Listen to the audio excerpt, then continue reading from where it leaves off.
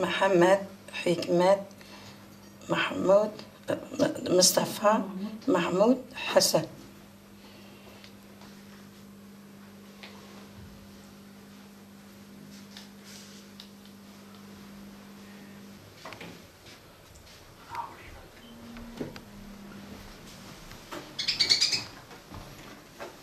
Şey de getir, havlu da getir.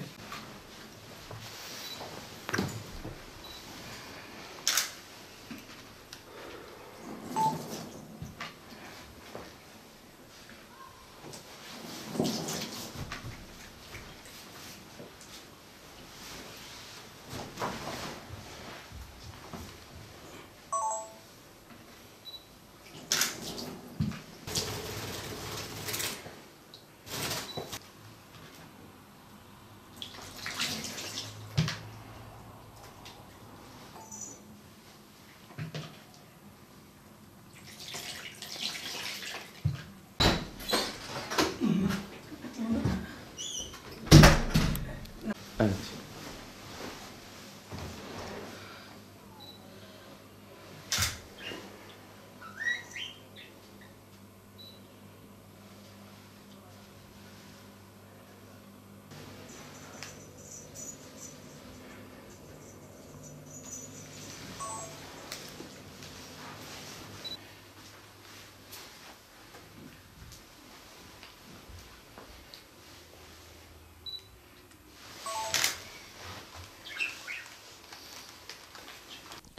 ...28 yaşındayım. Bu hastalığa 6 yaşında yakalandım. Düşen müsküler distrofi hastalığı.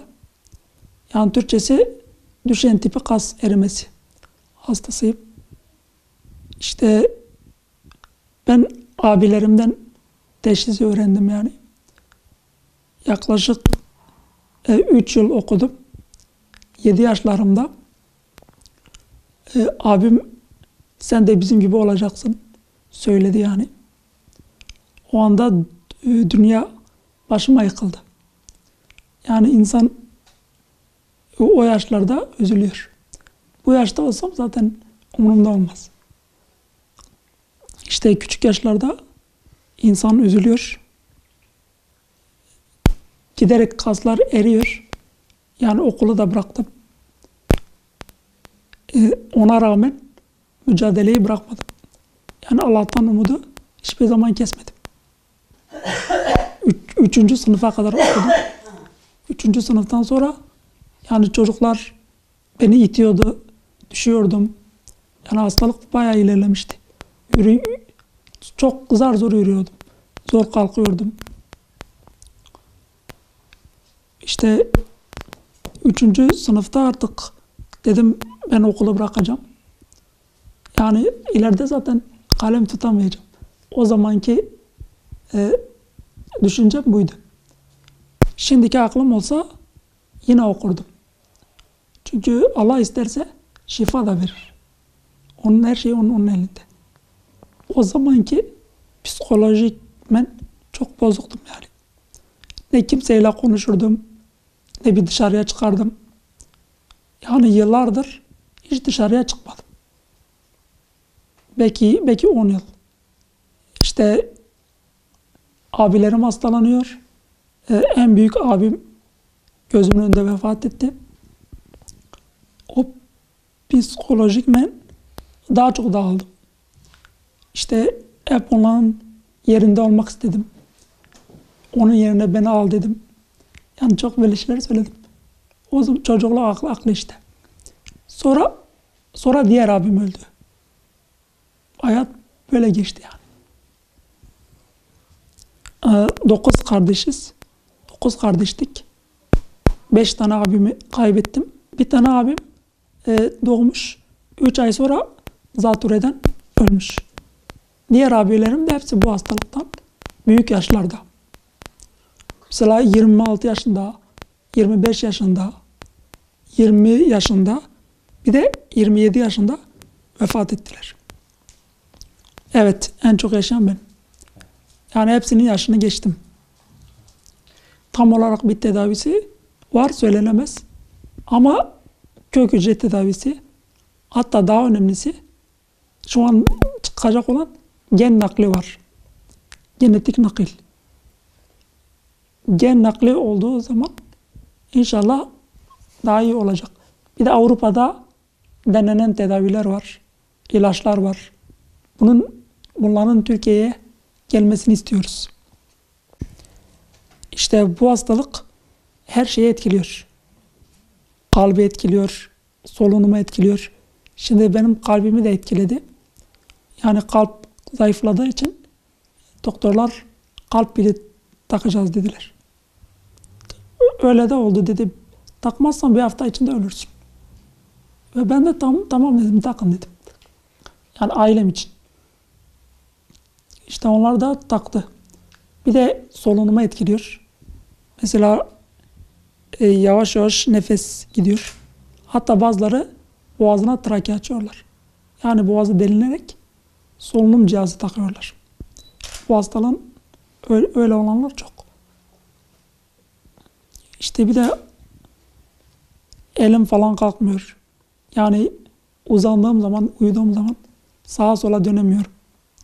Annemi çağırmak zorunda kalıyorum. Yani annem beni çeviriyor sağa sola. Başım karşıda karşıyamıyorum. Yine annem. Yani her şeyde annem. İşte abdesti babam veriyor. Yemek yerken onu da annem veriyor. Yani kim verse yiyorum yani. Bunların hepsinin Allah'ın takdiri olduğunu, bunun bilincindeyiz. Yani abilerim bana her zaman bunu öğretti. Onlar da namaz kılıyorlardı, oruç tutuyorlardı. Bana hep bunun imtihan olduğunu söylüyorlardı. Bu yüzden 7 yaşımda bana namazı öğrettiler. 7 yaşımdan kılmaya başladım. Kur'an okumaya başladım. Yani ben onlardan çok şey öğrendim. Her şeyin Allah'ın takdiri olduğunu. Çünkü Allah dilerse iyileştirir, dilerse daha da beter eder. Yani bu onun takdiri. Ne vermişse başımız gözümüz üstüne. İşte sonra hayatımda değişmeler oldu. Ben bir grup açtım. Orada kas hastası kendim gibi arkadaşlarla tanıştım. Yani ben hepsine psikolojik destek veriyorum. İşte beni de çok severler. Ben de onları çok seviyorum. İşte sonra şiir yazmaya başladım. Gece uzandığım zaman telefon müzik açıyorum. Şiir yazıyorum yani. En son kitap yazmaya karar verdik. İnşallah sponsor bulundu. Yakında kitabım çıkacak inşallah. Yani şiir kitabı olacak. Yani engellileri anlatan şiirler ya da acıyı anlatan şiirler olacak. Bir yanım Kudüs, soğuk rüzgarları esiyor, üşüyorum. Bir yarım Arakan, kanlı yağmur yağıyor yüreğime. Bir yanım Suriye, bombalar ve savaş ve çocuk ağlamalarıyla çınlıyor kulaklarım. Ve bir yanım Somali, aç, susuz vicdanım. Üzünlü annem, ömrüm ecelle yarışır. Düz duramam, kemikte skolyoz. Kalem tutmaz eğri parmaklar. Kitap okurum sayfasız. Kalemim kendi yazar. Kan akar usulca, durmaz. Açılan yara kapanmaz. Dağılmaz uykusuzluk. Ağlar anam. Gözyaşı yere değmeden buhar olur. Cahili boldur. Ocak ister babalar. Bu yörede sayılmaz engelli doğan yavrular. Kör ocak derler erkek evladı olmayana. Üzerler dağ gibi babayı. Üzerler gözü yaşlı anayı. Tütün kokar memleketim. Pamuk kokar. Hayvanlar satılır pazarda. Yiğit olur civan erkekler. Selvi boylu olur kızları. Ağaç bitmez, Toz topraktır buralar. Karlıdır Karacadağ. Güneşi deli yanar. Taşı yakar. Kaçak çay içilir kahvelerde. Acıdır İsodu. Anamın yüreği daha acıdır. Gizliden ağlayışlarını duyarım. Yüzüme güler. Ben de ona gülerim. Yanar dağdır Karacadağ. Anamın yüreği daha yanıktır. Eğilmez dik durur başı. Her şeye rağmen. İmanlıdır anam. 6 yiğit sahibidir. 5 yiğidini toprağa yollamış dağ yürekli anam. Son abimin 2012'de vefat eden abimin yani dedikleri aklımdan çıkmaz. İşte ölmeden önce dedi ki ben bugün öleceğim. Yani bugün son günüm. Dedi bana. Ben de saçmalama dedim. Yani olur hastalık olur. İnsan yine iyileşir. Yok dedi bugün son günüm. Arkadaşlarımı ara. İşte ben de aradım. Onlar geldiler. Yani son abdest verin dedi babama. Yatsı namazını da kıldı. Saat falan 2 falan. En son dedi ki böyle daha tutmuştular. Dedi ki beni uzatın. Ne olacaksa olsun. İşte o da baktım böyle gözleri kapalı ama sayıklıyor. Futbol diyor çok diyor futbol Galatasaray, Fenerbahçe diye sayıyor ve bunlara tükürüyordu. Hepsi boş diyordu. Hepimize söylüyordu yani. Bunların boş olduğunu işte bu beni çok etkilemişti. Sonra bana dedi Kur'an oku. Yani boş işlerle uğraşma. Yine de insanlık hali işte. İnsan yine de her şeye düşüyor. İşte bu durum beni çok etkilemişti. Normalde günde bir cüz Kur'an okuyorum. İşte 20 sayfa kadar kitap. Yani bir de kitaplarda ben ince kitaplar okumaya gayret ediyorum. Çünkü kalın kitaplarda sayfa çeviremiyorum. Ya da telefondan okuyorum. Ama ya tabii ki kitap kadar olamaz. İşte böyle zamanım geçiyor işte. Daha çok İslam üzerine. Din üzerine. Başka roman da okuyorum. Öyle işte. Yani hastalığı takmayın kafanıza. Her şey Allah'tandır. Yani ne kadar acı olsa da onun mükafatı mutlaka verilecek. Zaten zerre kadar, iğne ucu kadar hata yaparsan Allah onun karşılığını veriyor. İyilik yaparsan Allah onun da karşılığını veriyor. Bunları tavsiye ediyorum. İşte sabah namazı bu aralar kaldıramıyor. Babam çünkü yaşı 81 ve Alzheimer var. Bu yüzden zorlanıyor yani. Bazen kaldıramıyorlar. Kalkmasam da uzanarak kılmaya çalışıyorum. İşte elimden geleni yapıyorum. Sonra saat 9-10 falan uyuyorum.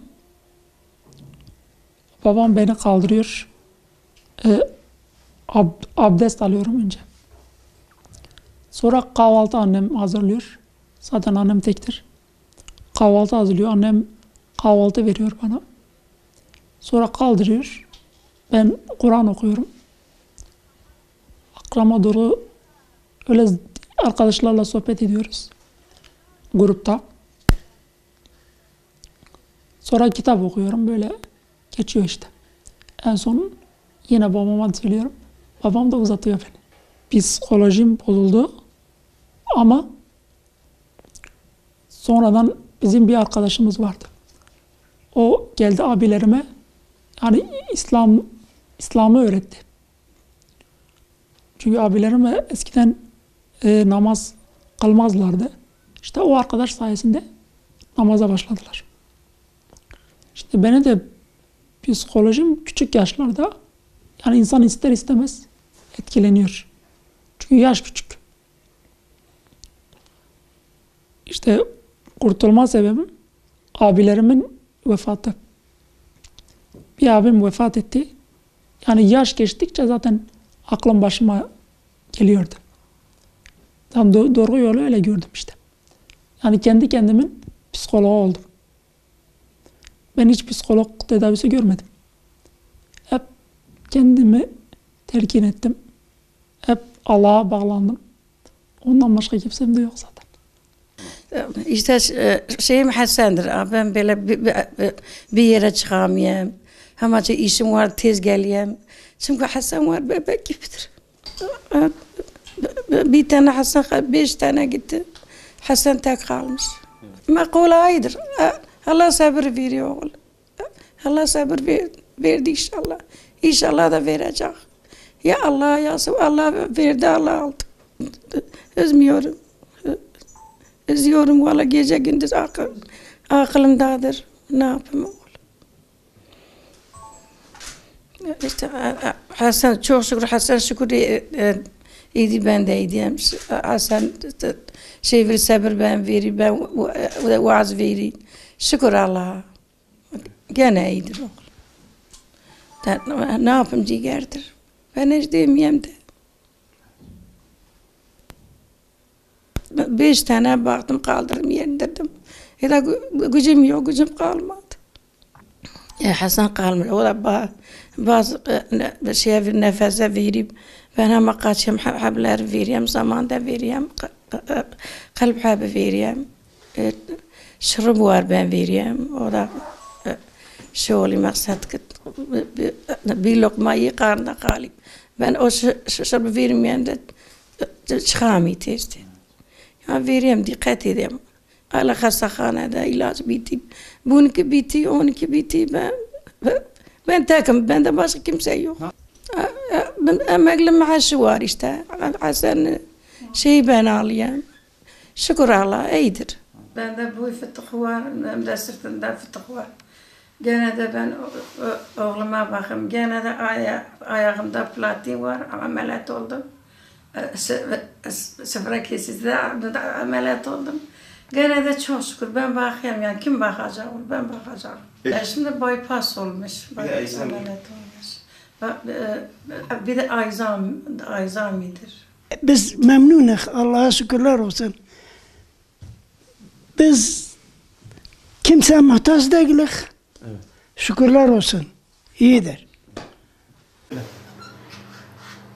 Biri küçük değildi. 6 tane de büyüktü. 5 tane de büyüktü. Tuvalet zamanı sırtıma alıyordum, götürüyordum. Onu indirirdim, öbürü götürürdüm. Öbürü indirirdim, öbürü götürürdüm. 32 sene ben öyle devam tuvalete götürüyordum, getiriyordum. Sıra yoktu tuvalete. O hep hastaydılar. Ben sırtıma alıyordum, götürüyordum. Tuvaleti yapıyordum, getiriyordum, indirirdim yerine. Nasıl üzülemeyeyim? Benim çocuklarım canım ciğerimdir.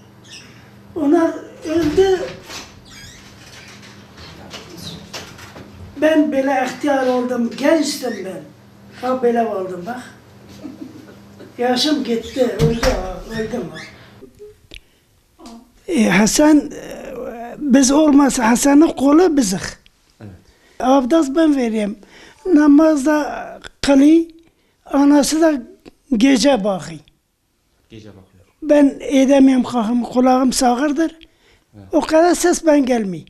Evet. Anası kalkıyor. Ama biz yardımcı oluyoruz birbirimize. Evet. Şükürler olsun Allah'a. Öbürü de aynı. Yok. Aha, açıldı. Ahmet tut. Tutmuşum ben.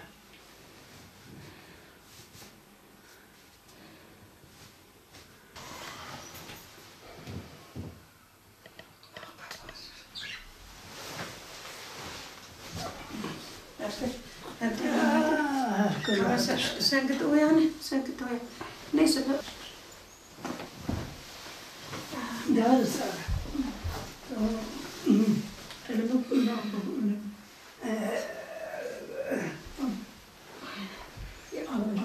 Ya Allah!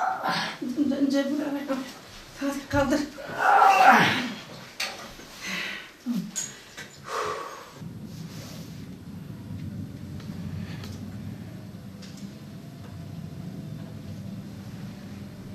Hadi Ceylan para.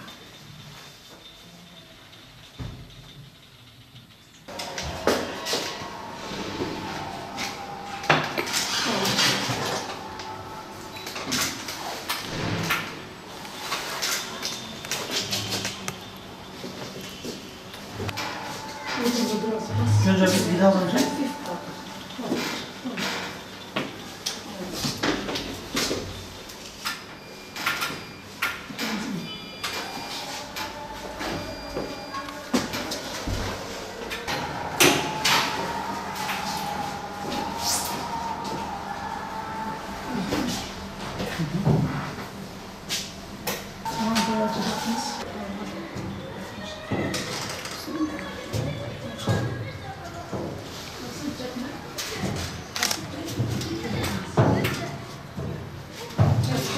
Hasan İtalya sanırım.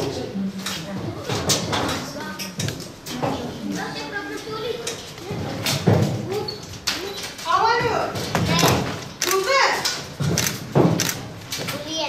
Gel buraya gel. Öyle de olur. Yok. Oldu.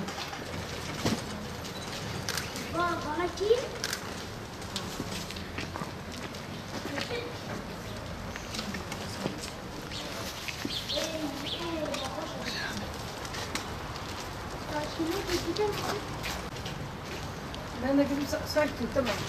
Ha. Şey. Düşmüş.